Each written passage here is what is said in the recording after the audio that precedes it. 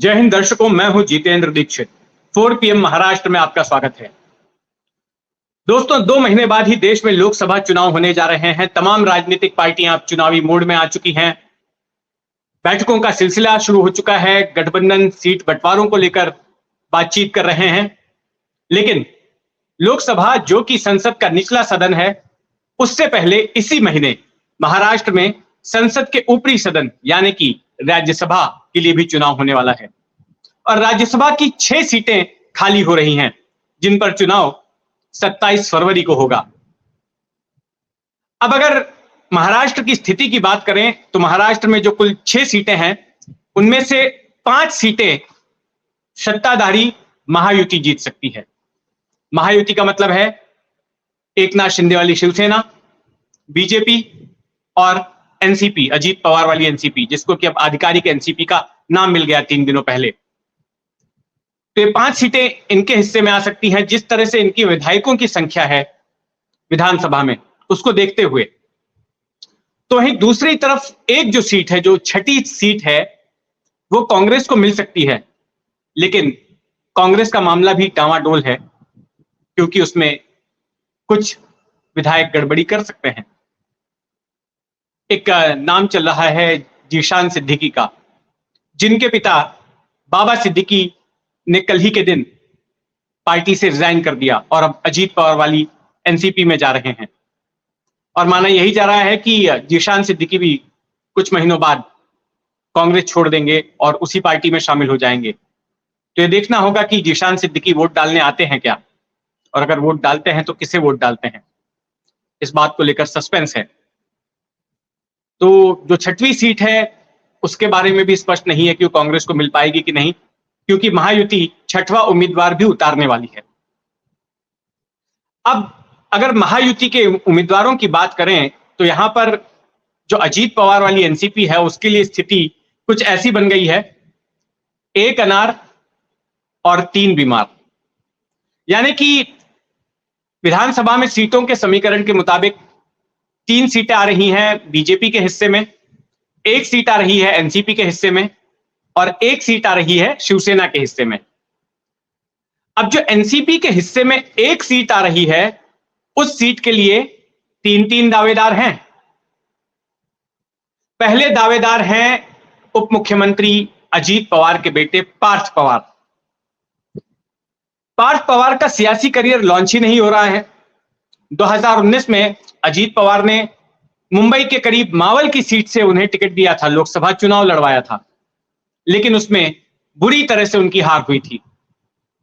और पार्थ पवार ने उसके बाद नाराजगी भी जताई, अजीत पवार ने नाराजगी जताई थी कि शरद पवार की तरफ से जैसा समर्थन मिलना चाहिए था पार्थ को, वैसा समर्थन उस स्तर पर मिला नहीं, जिसकी वजह से पार्थ की हार हुई। तो अब बैकडोर एंट्री कराकर पार्थ की राजनीति में शुरुआत करवाना चाहते हैं, राजनीति में लॉन्च करवाना चाहते हैं अजीत पवार। तो एक नाम यह चल रहा है जो एनसीपी कोटे की सीट है।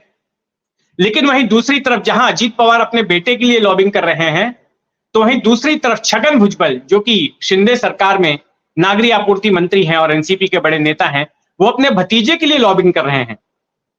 उनके भतीजे समीर भुजबल, उनको टिकट दिलाना चाहते हैं। समीर भुजबल को भी पिछला लोकसभा चुनाव लड़वाया गया था, लेकिन वो हार गए थे। तो अब उनको भी राजनीति में रिलॉन्च करना है। 2016 में जब महाराष्ट्र सदन घोटाले में छगन भुजबल की गिरफ्तारी हुई थी, तो उनके साथ साथ भतीजे समीर भुजबल को भी जेल जाना पड़ा था, वो भी जेल में थे।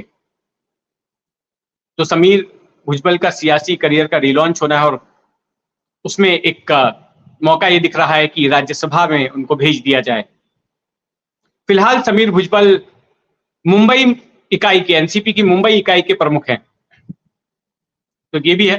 तीसरा नाम जो चल रहा है वो है सुनील तटकरे का। सुनील तटकरे फिलहाल रायगढ़ से, रायगढ़ की जो सीट है लोकसभा की मुंबई के करीब, वहां से वो सांसद हैं, लोकसभा के सांसद। और एनसीपी अजीत पवार गुट के महाराष्ट्र इकाई के प्रमुख भी हैं। तो अब चर्चा उनके नाम की भी चल रही है कि उनको भी एकोमोडेट किया जा सकता है, क्योंकि जो रायगढ़ की सीट है वहां पर हो सकता है कि वो सीट अजीत पवार के गुट के पास चली जाए लोकसभा चुनाव में। एकनाथ शिंदे के गुट के पास चली जाए, अजीत पवार के नहीं, एकनाथ शिंदे के गुट के पास में। तो ऐसी स्थिति में फिर सुनील तटकरे को एकोमोडेट अगर करना होगा तो फिर उन्हें राज्यसभा भेजा जा सकता है। तो ये स्थिति मैंने आपको बताई एनसीपी की, अजीत पवार वाली एनसीपी की। अब आइए बात करते हैं कि बीजेपी में क्या स्थिति है। अब बीजेपी के पास में 3 सीटें हैं। अब 3 में से एक सीट को लेकर ही नाम थोड़ा थोड़ा स्पष्ट हो रहा है। वो नाम है पंकजा मुंडे का। पंकजा मुंडे को बीजेपी ने 2019 के बाद महाराष्ट्र की राजनीति से बाहर कर दिया था। उन्हें केंद्रीय राजनीति में ले आए थे, पार्टी का जनरल सेक्रेटरी बना दिया था। और पंकजा मुंडे बीच बीच में कुछ कुछ ऐसा करती रहीं जिससे ये पता चला कि वो पार्टी से नाराज हैं। खास करके 2019 में जब परली विधानसभा से वो चुनाव हार गई तो उन्होंने इसके लिए पार्टी के राज्य के नेतृत्व को जिम्मेदार ठहराया। उन्हीं के चचेरे भाई धनंजय मुंडे वो यहां से चुनाव जीत गए उनको हराकर। तो अब चूंकि धनंजय मुंडे अजीत पवार के साथ आ गए हैं और अब सत्ताधारी पक्ष में हैं, तो हो सकता है कि जो विधानसभा का चुनाव होगा तो इस परली सीट से धनंजय मुंडे को ही टिकट मिलेगा। ऐसे में पंकजा मुंडे को तो मिलने से रहा, एक बार हार भी चुकी है वहां से चुनाव, तो फिर उनको एकोमोडेट कर दिया जाएगा राज्यसभा में।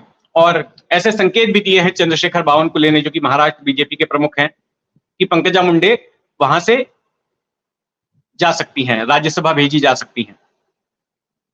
और पंकजा मुंडे को राज्यसभा भेजना इसलिए भी जरूरी है क्योंकि पंकजा मुंडे एक ओबीसी की नेता हैं और मराठा आरक्षण को लेकर जिस तरह से तलवार तनी हुई है ओबीसी और मराठा संगठनों के बीच में, तो ऐसे में अगर दोनों को शांत रखना है तो एक तरफ जहां मराठाओं को ये कहा जा रहा है कि कुणबी डॉक्यूमेंट्स मिलने के बाद ओबीसी कोटे के तहत उनको आरक्षण दिया जाएगा, तो वहीं पर ये जो ओबीसी की नेता हैं पंकजा मुंडे, उनको भी भेजकर ओबीसी समुदाय में एक संदेश देने की कोशिश है कि आपकी आवाज संसद में उठाएंगी है। दूसरा नाम पूनम महाजन का भी चल रहा है, हालांकि आधिकारिक पुष्टि इनके नाम की नहीं हुई है। नॉर्थ सेंट्रल मुंबई से ये लोकसभा की सांसद हैं। अब ये माना जा रहा है कि इस सीट से किसी और को टिकट दिया जा सकता है, उनका पत्ता कट सकता है और शायद उनको राज्यसभा में एकोमोडेट कर दिया जाए, ये भी है। एकनाथ शिंदे वाली शिवसेना के हिस्से में भी एक सीट आ रही है, तो इस सीट से उनका उम्मीदवार कौन होगा ये नाम अभी स्पष्ट नहीं है, लेकिन एक बात कही जा रही है कि मिलिंद देवड़ा, जो कि कांग्रेस छोड़कर एकनाथ शिंदे के गुट में आए हैं, इस उम्मीद में कि दक्षिण मुंबई की सीट से उन्हें टिकट मिलेगा, तो मान लीजिए कि अगर उस सीट से टिकट नहीं मिलता है, क्योंकि दक्षिण मुंबई से बीजेपी भी अपना उम्मीदवार उतारना चाहती है और बीजेपी की तरफ से राहुल नार्वेकर का नाम चल रहा है, मंगल प्रभात लोढ़ा जो मंत्री हैं शिंदे सरकार में उनका नाम चल रहा है, राहुल नार्वेकर तो स्पीकर है महाराष्ट्र विधानसभा के, तो इन दोनों में से किसी एक को टिकट दे सकती है। तो अगर दक्षिण मुंबई की सीट शिंदे सेना को नहीं मिलती है, बीजेपी के पास जाती है, तो ऐसी स्थिति में मिलिंद देवड़ा को फिर राज्यसभा में एकोमोडेट किया जा सकता है। और एकनाथ शिंदे चाहते भी हैं कि कोई ऐसा नेता उनका दिल्ली में रहे जिसकी कि दिल्ली के सर्कल्स में पैठ हो, जिसका दिल्ली में उठना बैठना रहा हो। जैसे प्रफुल्ल पटेल हैं एनसीपी के लिए, कुछ उसी प्रकार से प्रियंका चतुर्वेदी जिस तरह से ठाकरे सेना के लिए हैं, तो वही काम मिलिंद देवड़ा कर सकते हैं, तो उनका नाम चल रहा है। तो खैर मुझे लगता है कि 15 तारीख आखिरी दिन है जब तमाम पार्टियों को अपने नाम घोषित करने हैं, तो देखते हैं कि किन किन के नाम सामने आते हैं। हमारी उस पर नजर बनी रहेगी, आप भी अपनी नजर बनाए रखें 4 PM महाराष्ट्र पर। और अगर आपने अब तक इस चैनल को सब्सक्राइब नहीं किया है तो सब्सक्राइब कर लें। जय हिंद।